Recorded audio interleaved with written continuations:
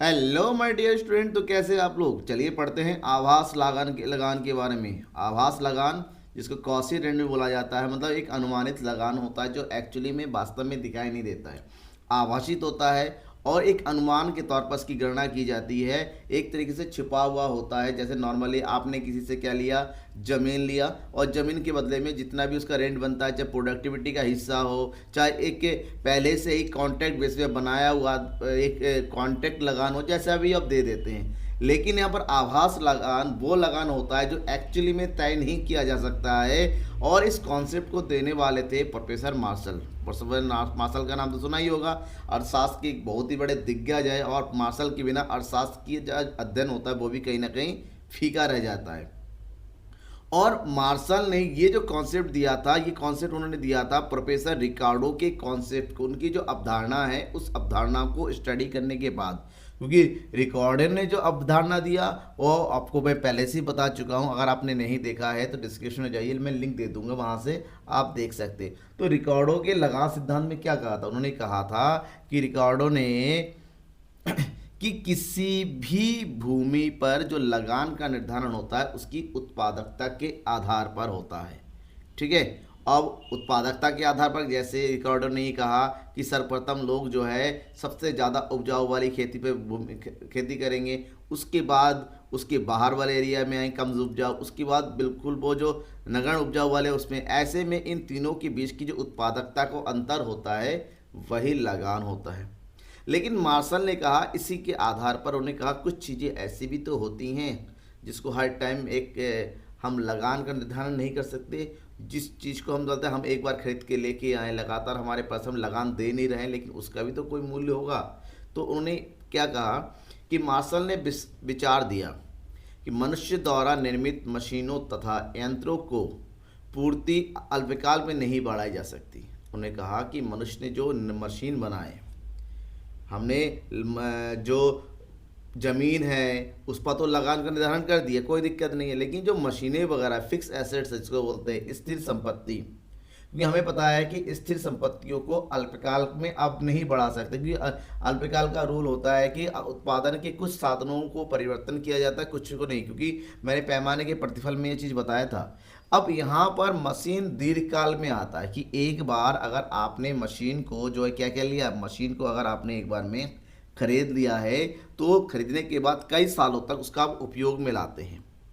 तो जब मशीनों की पूर्ति को बढ़ाया नहीं जा सकता तो मशीनों का तो उपयोग तो आप कर ही रहे ना, लेकिन दीर्घकाल में जाके आप मशीन को खरीदेंगे। इसका मतलब होता है अल्पकाल से लेकर दीर्घकाल की अवधि के बीच में आप मशीनों का उपयोग करेंगे, फिर एक नई मशीन लेंगे, उसके बीच की जो लागत होती है उस लागत को एक तरीके से आभास लगान के नाम से जाना जाता है। इसको थोड़ा सा और डीपली समझते हैं अगर आप कंफ्यूज हो रहे हैं। तो प्रोफेसर मार्शल ने यह कहा कि अल्पकाल में यह पूंजीगत साधन भी वही लक्ष्य प्रस्तुत करते हैं जो भूमि अल्पकाल और दीर्घकाल में करती है, अर्थात स्थिर पूर्ति का लक्षण। ठीक है ना। जो पूंजीगत साधन होते हैं, क्योंकि भूमि भी पूंजीगत है तो मशीन भी पूंजीगत होगी, इन दोनों के बीच में एक तरीके का होता है, लेकिन भूमि पर लगान तय किया जाता है जबकि मशीन का नहीं होता है। तो उन्होंने कहा कि दोनों के बीच में जो संबंध है वो एक जैसा होता है। ऐसे में पूंजीगत वस्तुओं को आय अल्पकाल में प्राप्त होती है, जो पूंजीगत वस्तुओं को आय जो होता है अल्पकाल में प्राप्त होती है, और वो लगान की तरह ही होता है, क्योंकि पूंजीगत वस्तुएं क्या देती है, उत्पादकता बना के दे रही, यानी कि आपने मशीनों का प्रयोग करने के बदले में उससे क्या किया, उत्पादन लिया। तो जो एक उत्पादन का मूल्य है, क्योंकि मशीनों के प्रयोग करने से उत्पादन हुआ है, तो यही उसकी लगान होती है। और मार्शल ने इसी उत्पादकता की कीमत को क्या कहा है, आभास लगान कहा है। तो मार्शल ने देखिए इस चीज़ को एक्सप्लेन कैसे किया है।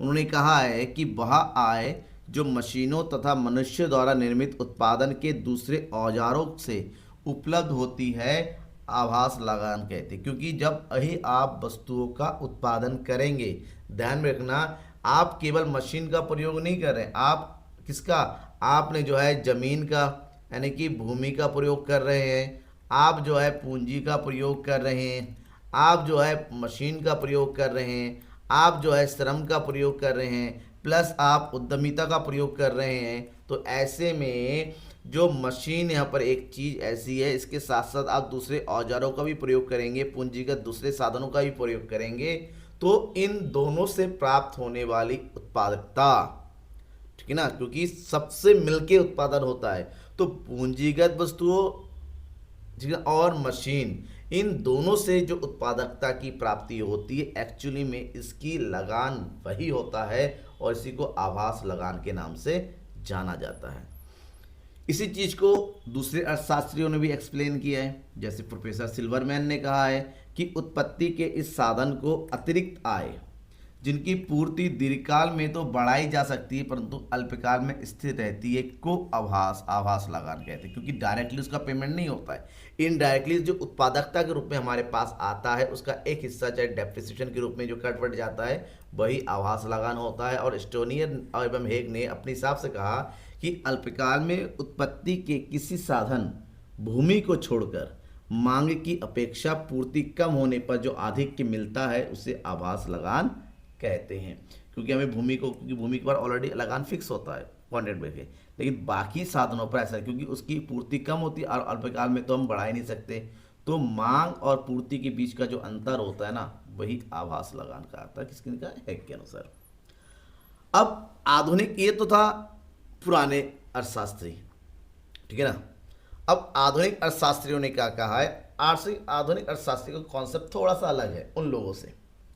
इनके अनुसार एक उत्पादक को परिवर्तनशील लागतों के ऊपर अल्पकाल में जो अधिक प्राप्त होता है उसे आभास लगान कहते हैं, क्योंकि उत्पादकता परिवर्तनशील लागतों से बढ़ती है, ठीक है ना। हम सबको पता है कि अगर हमने एक दुकान खोली, दुकान में हमने फर्नीचर लगाया, सब कुछ लगाया, बिकवाली तभी होगी जब यहाँ पर हम रॉ मटेरियल डालेंगे, तो वो परिवर्तनशील लागत होती है हमारे पास, ठीक है।